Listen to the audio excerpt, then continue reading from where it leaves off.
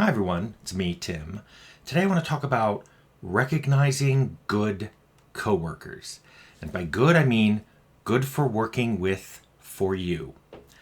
And I wanted to talk about this because making games is very stressful.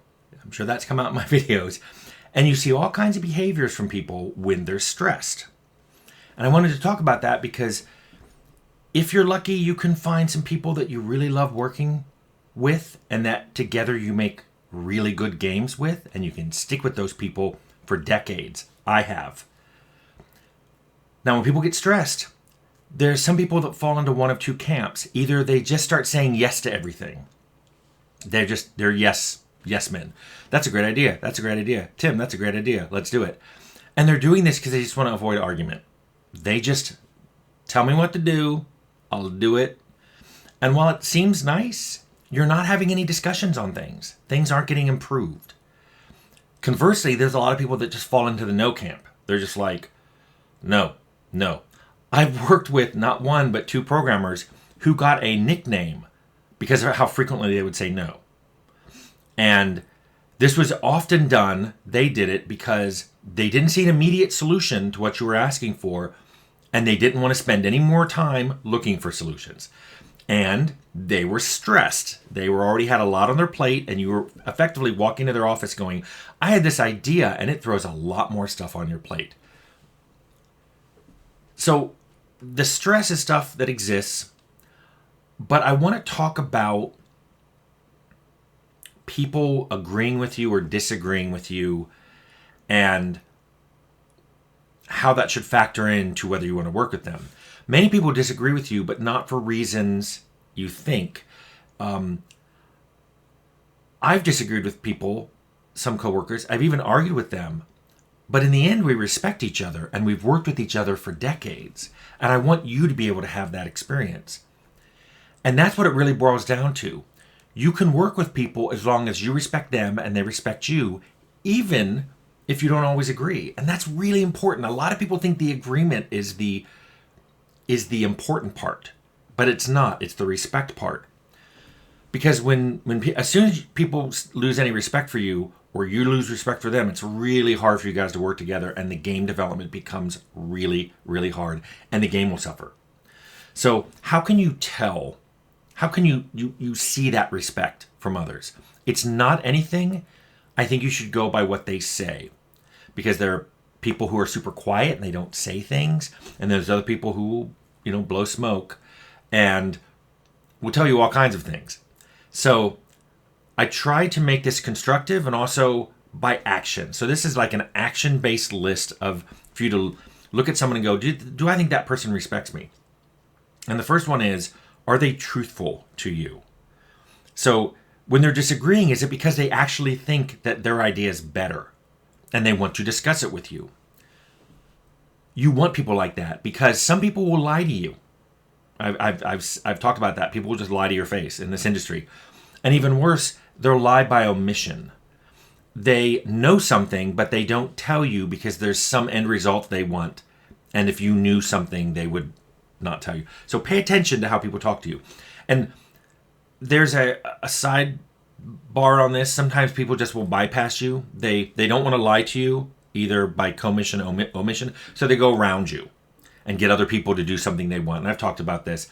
And then either they lie about doing it or they tell the people they told it to lie to you. And it all comes down to just a huge mess. So that's why I always tell you, pay attention to what people do, not to necessarily what they say. And then another way to tell if people are being respectful is watch how they treat people. Because this goes into like how you should treat people fairly. Let's talk about like treating me fairly. If you call me out on things that I had absolutely no control over, I was screamed at once for having chicken pox for 2 weeks and how this was costing the company money and moving a ship date. Yeah, like I really wanted to get chicken pox and strep throat at the same time and run 104-degree fever and have hallucinations that I was at a Depeche Mode concert. Totally my choice. Another way that people might treat you unfairly is I've had people hold me to standards that no one else got held to. Like I literally have been punished with not getting a promotion or a bonus because of something that no one else was being held to. I've mentioned this before about, when sometimes I get held responsible for things on games where I wasn't the lead in charge of that area, or there were two leads, and yet I'm responsible and not the other person. So I watch when people do this, and I'm like, that person doesn't treat people fairly. But something that triggers me personally more than treating me unfairly is if I see you treating other people unfairly. A friend of mine said that is my trigger. When I see someone treating someone else very unfairly, I just go off on them. And especially when that other person can't react. Like, I once yelled at my boss for yelling at someone on my team. And he pulled me aside later and goes, "How dare you disrespect me like that in front of the team?" And I'm like you were disrespecting that employee? You could have talked to him later, but you chose to yell at him in front of a team meeting. So I chose to yell at you. You don't like it? Don't do it. It was that kind of thing. He wanted to act a certain way, but how dare anyone act like that with him? And that was super annoying for me. But by the way, this is a way, if you're really looking for people you want to work with, you can also watch how they act outside of work. I once watched a coworker at lunch absolutely berate a waiter for no reason. Just was going off about stupid stuff that the waiter had no control over. By the way, when we were all leaving, I said I had to go use the bathroom, and instead I went back, added extra tip, and told the waiter I would be coming back to this restaurant, but not with that coworker.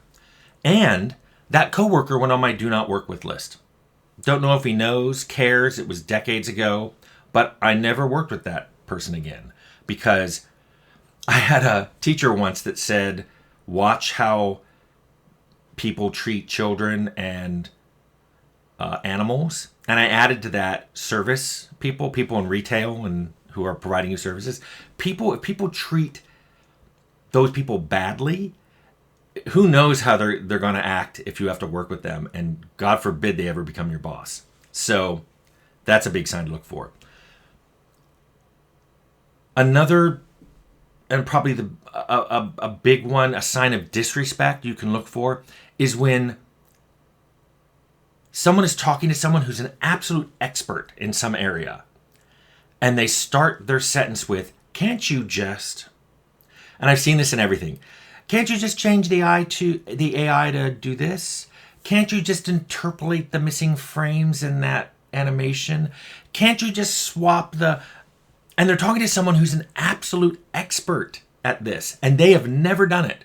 It's one thing if I'm talking to another programmer and I'm like, "Can't you just..." But if I'm talking to an artist, I would never just say, "Can't you just," because I don't know anything about art. I'm not good at judging it. I've never done it. So I watch people who do that. And I know some people who do it frequently. And basically what they're doing is they're completely disrespecting experts in other fields, even though they don't have an iota of expertise in that field. So what does all this come to? I basically want to tell you, disagreeing with coworkers is fine. In fact, it's a good idea.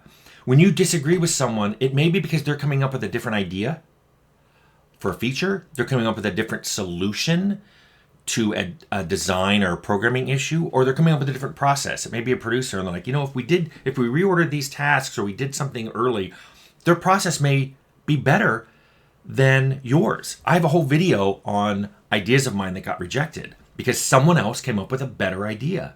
So that's why you want that disagreement. You want someone to feel like they can come up to you and go, "I don't agree with something we're doing." But here's even better than that. Sometimes their idea isn't better than yours. It works better with yours. So they may have an idea for something, and when they tell you, you're like, "You know what we could do? We could do elements of both of these, and the result would be a lot better." You will never get that synergy unless you are open to disagreement with people and talk about stuff.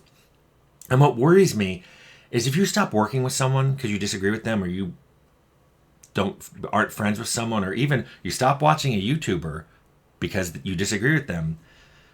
I mean, I've seen people leave comments on here that I'm not going to call anyone out, but the paraphrase is, "Tim, I've agreed with everything you've said up till now, but I don't agree with this. I've got to unsubscribe." I'm like, "Oh, okay. But if one disagreement is going to make you write someone off forever, you're going to live in a very, very small circle, and it's going to be a bubble. People will only agree with you 100%.